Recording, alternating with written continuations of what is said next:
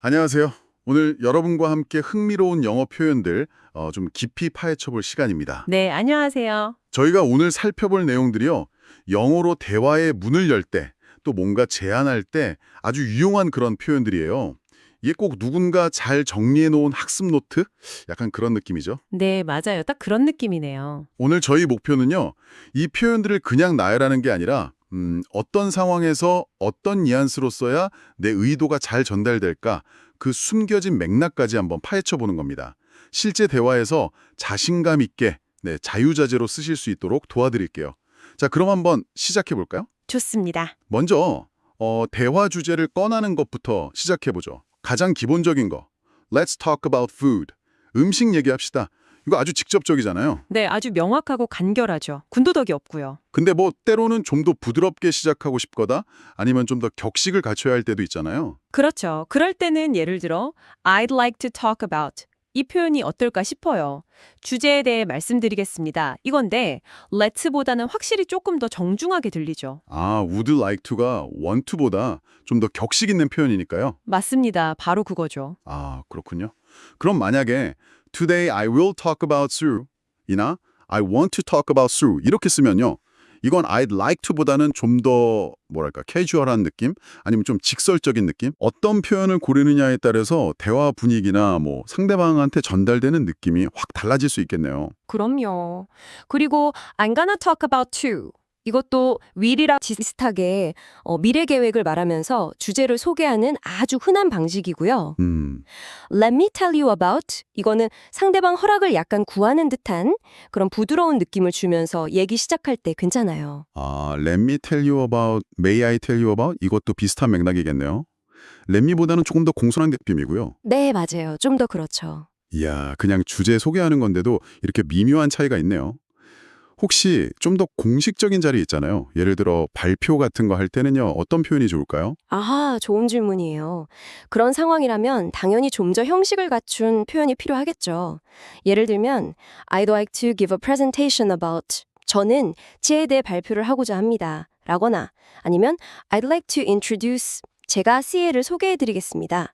이런 표현이 훨씬 전문적으로 들리죠. 아하. 특히 그 give an introduction about 이거는 청중한테 이 주제에 대해서 제가 개괄적으로 설명해 드릴게요 하는 의도를 아주 명확하게 전달하고요. 발표 아니더라도 그냥 편하게 대화하다가 자연스럽게 다른 이야기로 넘어가고 싶을 때 있잖아요.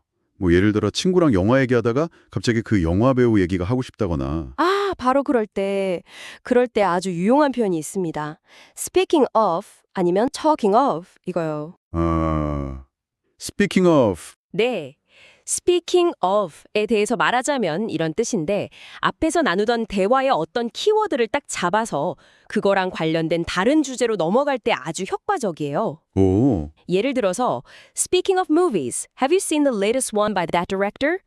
영화 얘기 나와서 말인데 그 감독 최신작 봤어요? 이런 식으로요. 이야. 대화 흐름을 안 깨면서 화제 전환하는 아주 세련된 방법이죠. 와, 이거 진짜 유용하겠는데요. 그냥 뭐 and, 나, by the way 이거보다 훨씬 매끄럽게 연결되겠어요. 그렇죠. 훨씬 자연스럽죠. 자, 이렇게 주제 꺼내는 다양한 방법들 알아봤으니까 이제는 뭔가를 제안하거나 권유하는 표현으로 넘어가 보죠. 대표적인 동사가 역시 suggest 같아요. 그죠? 여기 예시도 I suggest that we learn yoga. 요가를 배우자고 제안합니다. 이게 딱 나와 있네요. 네, 맞아요. suggest는 제안의 의미를 전달할 때 정말 중요한 동사죠. 근데 이 동사는 문법적으로나 의미적으로나 조금 더 깊이 볼 필요가 있어요. 어떤 점을요? 일단 구조를 보면요. I suggest plus that plus 주어 plus should plus 동사 원형 to 이형태가 기본이에요. 여기서 이제 접속사 that은 생략할 수 있고요. 그리고 that절 안에 동사 앞에 조동사 should가 오거나 아니면 그 should 없이 동사 원형만 딱 오는 경우가 많다는 거. 이게 특징입니다. 아, 잠시만요. 그러니까 예를 들어 I suggest he go 이렇게 써도 된다는 말씀이세요? 주어가 3인칭 단수인데도요? 네, 맞습니다. 문법적으로 맞아요. should go에서 should가 생략된 형태로 보는 거죠. 와, 그 부분 좀 헷갈릴 수 있겠는데요. 처음 보면 어색하게 느껴질 수도 있고요. 그렇죠. suggest가 제안하다라는 의미를 가질 때 나타나는 좀 특별한 문법 규칙이라고 보시면 돼요. 그렇군요. 일종의 규칙이군요. 네, 이걸 뭐 가정법 현재한 형태로 보기도 하는데 중요한 건 어쨌든 제안의 의미일 때 이런 구조가 쓰인다는 점이에요. 근데 여기서 또 중요한 포인트가 뭐냐면 suggest가 항상 제안하다 이 뜻으로만 쓰이는 게 아니라는 거예요. 아, 또 다른 뜻이 있어요? 네, 문맥에 따라서는 암시하다, 시사하다, 넌지시 말하다 이런 의미로도 아주 흔하게 쓰입니다. 아, 그 점이 정말 흥미로운데요. 그럼 그 암시하다라는 의미로 쓰일 때는 문법 구조도 달라져요? 네, 달라집니다. 암시하다나 시사하다 이런 의미일 때는요. 대절에 should를 쓰거나 동사원형을 쓰지 않아요. 그냥 일반적인 시제 일치 규칙을 따릅니다. 아하. 예를 들어서 The evidence suggests that he was involved 이렇게요. 그 증거는 그가 연루되었음을 시사한다. 여기서 suggest는 제안이 아니잖아요. 증거가 보여주는 바를 말하는 거죠. 그래서 대절 아니도 과거 시제 was가 자연스럽게 쓰인 거고요. 만약에 그럼 The evidence suggests that he be involved 이렇게 쓰면 의미가 완전히 달라지는 거네요? 네, 완전히 달라지죠. 그건 증거가 그가 연루되어야 한다고 제안한다는 이상한 말이 되어버리니까요. 와, 이건 진짜 중요한 구분이네요. 같은 서제스트라도 뒤에 오는 동사 형태를 보고 이게 제안인지 암시인지 파악해야 한다 이거군요. 맞습니다. 잘못 해석하면 대화의 의미가 완전히 왜곡될 수도 있어요. 그럼 서제스트가 제안하다 의미일 때요. 그 대절 말고 다른 형태로도 쓸 수 있나요? 아, 물론이죠. suggest 플러스 동명사, ing 형태도 아주 흔하게 써요. 아, 동명사요? 네. I suggest learning yoga 이렇게요. 이 형태는 주로 그 제안의 내용 자체에 좀 더 초점을 맞출 때 쓰이고요. 또 suggest 플러스 의문사 what, where, how 같은 거 플러스 투부정사 형태나 suggest 플러스 의문사절 형태로도 쓰여서 뭘 할지 어디로 갈지 이런 걸 제안할 수도 있어요. 예를 들면요? Can you suggest where to eat? 어디서 먹을지 추천해 주시겠어요? 이런 식으로요. 와, 정말 suggest 이 단어 하나만으로도 파고들 게 많네요. 그렇죠. 꽤 복잡하죠. 그럼 이제 suggest 말고 다른 제안 표현들도 좀 살펴볼까요? 역시 제일 먼저 떠오르는 건 let's 이거죠. 하자. 아주 친근하고 직접적인 느낌? 그렇죠. let's는 뭐 보통 친구나 가까운 동료 사이에서 아주 편하게 제안할 때 많이 쓰이죠. 상대방도 동의할 거다 이런 어느 정도 기대감이 좀 깔려있는 그런 표현이고요. 그럼 조금 더 조심스럽거나 아니면 반대로 좀 더 강한 뉘앙스를 가진 표현들도 있을까요? 예를 들어서 you had better 플러스 동사 원형, 뭐뭐 하는 편이 낫다. 이거는 느낌이 어떤가요? suggest나 let's랑은 확실히 다른 것 같은데. 아, 네. 헤드베터는 제안이라기보다는 강한 권고나 충고, 심지어 약간 경고 그런 뉘앙스를 가져요. 견고까지요? 네, 그렇게 안 하면 뭔가 안 좋은 결과가 있을 수 있다 이런 함의가 있을 때가 많거든요. 예를 들어서 You had better finish the report by tomorrow. 너 내일까지 그 보고서 끝내는 게 좋을 거야. 이런 식으로요. 아, 그래서 상대방이나 상황에 따라서는 좀 강압적으로 들릴 수도 있어서 이거는 사용에 좀 주의가 필요해요. 확실히 부드러운 제안하고는 거리가 머네요. 그럼 좀 더 부드러운 조언 느낌? 그거는 I think, you should, ought to 플러스 동사 원형. should, ought to 플러스 동사 원형. 이거 쓰면 되겠군요. had better보다는 덜 강제적인 느낌이죠. 맞아요. should나 ought to는 의무나 조언을 나타내긴 하지만 had better만큼 그렇게 막 강한 느낌은 아니에요. 특히 앞에 I think 이걸 붙이면 내 생각에는 should 하는 게 좋겠다 이런 개인적인 의견이나 조언 형태가 되니까 훨씬 부드럽게 느껴지죠. 예를 들면요. 뭐 I think you should see a doctor. 제 생각엔 병원에 가보시는 게 좋겠어요. 이런 식으로요. 아, 네네. 훨씬 부드럽네요. 제안할 때 질문 형식을 쓰는 것도 되게 흔한 것 같아요. Why don't you we?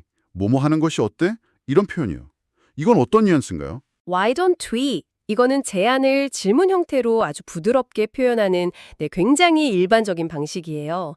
직접적인 명령이나 제안보다는 훨씬 덜 부담스럽게 느껴지고요. 상대방 의견을 존중하는 듯한 인상을 주면서도 내 제안을 효과적으로 전달할 수 있죠. 아, Why don't we grab some coffee? 커피나 한잔 할까? 이렇게 가볍게 제안할 때 아주 유용하고요.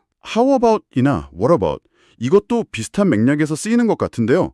혹시 이 둘 사이에도 차이가 좀 있나요? 네, how about 플러스 명사 동명사, what about 플러스 명사 동명사.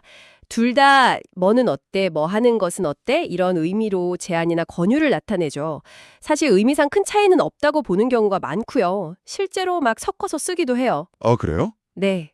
근데 굳이 뉘앙스 차이를 따지자면 how about은 좀 새로운 제안을 할 때 더 자주 쓰이는 경향이 있다. 뭐 이런 얘기가 있고요.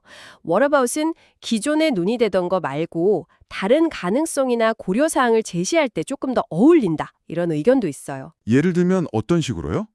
점심 메뉴로 피자 얘기하다가 what about pasta instead? 대신 파스타는 어때? 이렇게 할 수 있겠죠. 기존 피자 대신에요. 아하, 그런 미묘한 차이가 있을 수도 있군요. 재밌네요. 대화를 더 풍부하게 만드는 포인트 같아요. 그렇죠. 더 공손하게 제안하고 싶을 때는 Would you like me to? 이걸 사용할 수도 있겠고요. 이건 상대방 의사를 먼저 묻는 형태라 아주 정중하게 느껴지는데요. 가 당신을 위해서 뭘 해주기를 원하세요? 라고 묻는 거니까 도움을 제안하거나 서비스를 제공하는 상황에서 아주 공손하고 적절한 표현이죠. 예를 들면요.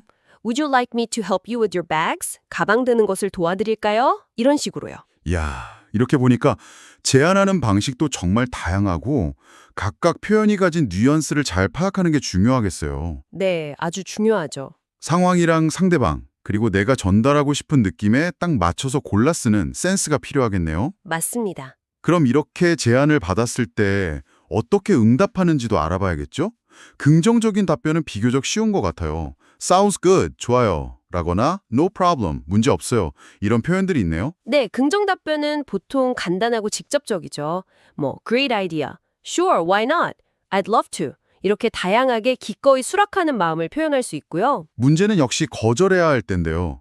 아무래도 직접적으로 no 이렇게 말하기는 좀 부담스러울 때가 많잖아요. 그렇죠. 좀 그렇죠. 아까 나왔던 그 요가 배우기 제안, 그걸 거절해야 한다면 I'm afraid I can't learn yoga. 미안하지만 요가를 배울 수 없어요. 또는 Thank you, but I don't want to learn yoga. 고맙지만 요가를 배우고 싶지 않아요. 이렇게 표현할 수 있겠네요. 맞습니다. 영어권 문화에서는 특히 뭐 비즈니스 상황이나 좀 격식을 갖춰야 하는 관계에서는 직접적인 거절보다는 좀 더 완곡하고 정중한 표현을 선호하는 경향이 있어요. 완곡하게. 네. 그래서 거절하기 전에 I'm afraid, 유감이지만 unfortunately, 안타깝게도 I'd love to but, 하고 싶지만 thank you for the offer suggestion but, 제안은 고맙지만 이런 표현들을 먼저 덧붙여서 미안함이나 아쉬움을 표현하는 게 일반적이에요. 그냥 I can't 라고 말하는 것보다 I'm afraid I can't 라고 말하는 게 훨씬 부드럽게 들리겠네요. 훨씬 그렇죠. 혹시 거절하는 이유를 간단하게 덧붙여주는 것도 도움이 될까요? 그럼요. 항상 이유를 다 설명해야 하는 건 아니지만 가능하다면 간략하게라도 이유를 덧붙이는 게 더 성의 있어 보이고 정중하게 받아들여질 수 있죠. 예를 들면요. 예를 들어 I'm afraid I can't learn yoga right now. I have a scheduling conflict.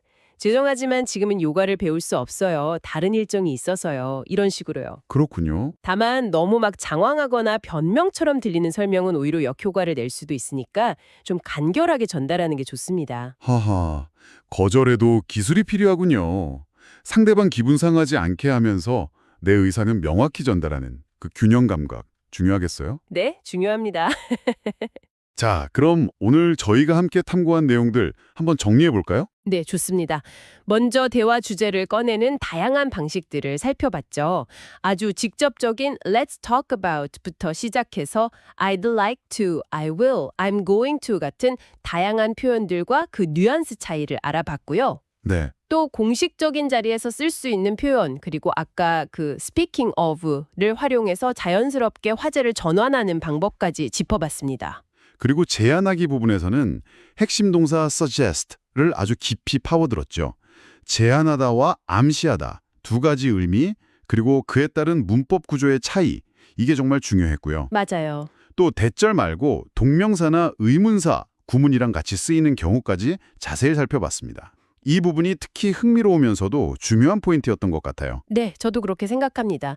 그 외에도 let's, had better, should, ought to, why don't we, how we, how about, what about, would you like to 같이 정말 다양한 제안 및 권유 표현들을 각각의 뉘앙스와 함께 비교해 봤죠. 네, 어떤 표현이 더 직접적이고 어떤 게 더 부드러운지, 또 어떤 건 좀 강한 권고 느낌을 주는지 이런 걸 이해하는 게 중요하고요. 마지막으로 제안에 긍정적으로 답하는 간단한 표현들, 그리고 I'm afraid, 나 thank you but 이걸 써서 정중하게 거절하는 방법, 필요하다면 간단한 이유를 덧붙이는 요령까지 다뤘습니다. 네. 오늘 살펴본 이 표현들은 여러분께서 영어를 쓰실 때 대화를 좀 주도하고 아이디어를 효과적으로 전달하고 또 원만한 관계를 유지하는데 분명 큰 도움이 될 거라고 생각합니다. 특히 각 표현이 가진 그 미묘한 뉘앙스 있잖아요. 그리고 어떤 맥락에서 쓰이는지 이걸 이해하는 것은 단순히 단어나 문장을 아는 걸 넘어서서 실제적인 의사소통 능력을 한 단계 끌어올리는 데 정말 핵심적인 역할을 할 겁니다. 그냥 기계적으로 표현을 외우기보다는 오늘 저희가 나눈 이야기들을 바탕으로 왜 이 상황에서는 이 표현이 더 적절할까? 이걸 한번 더 생각해 보시면 참 좋겠습니다. 그럼 마지막으로 오늘 나눈 이야기에서 한 걸음 더 나아가서 생각해 볼 만한 질문, 이걸 하나 던져드리고 싶네요. 네, 오늘은 주로 제안을 하고 답하는 표현 자체에 집중했잖아요. 근데 혹시 이런 제안과 거절의 방식 자체가 문화권마다 좀 다르게 받아들여질 수도 있지 않을까요? 문화적 차이 말씀이시군요. 흥미로운데요? 네, 예를 들어서 어떤 문화에서는 호의를 베풀려는 제안이라도 몇 번 사양하는 게 예의일 수도 있고, 또 다른 문화에서는 아주 작은 부탁이라도 직접적으로 거절하는 걸 되게 무례하다고 여길 수도 있잖아요. 맞아요. 충분히 그럴 수 있죠. 우리가 오늘 살펴본 영어 표현들은 주로 영어권 문화의 맥락 속에서 이해되는 것들이지만 만약 다양한 문화적 배경을 가진 사람들과 소통할 때는 이런 문화적 차이에 대한 이해가 더 중요해질 수 있다는 거죠. 네, 아주 중요한 지적입니다. 이 부분은 오늘 저희가 직접 다루진 않았지만 여러분께서 앞으로 영어로 소통하시면서 한 번쯤 고민해 보시면 더욱 깊이 있는 커뮤니케이션을 하는 데 도움이 되지 않을까 싶습니다. 네, 좋은 생각거리네요. 오늘 저희와 함께 이 흥미로운 영어 표현의 세계를 깊이 탐험해 주셔서 정말 감사합니다. 네, 저도 즐거웠습니다. 다음번에도 여러분의 지적 호기심을 자극할 만한 유익한 내용으로 다시 찾아뵙겠습니다.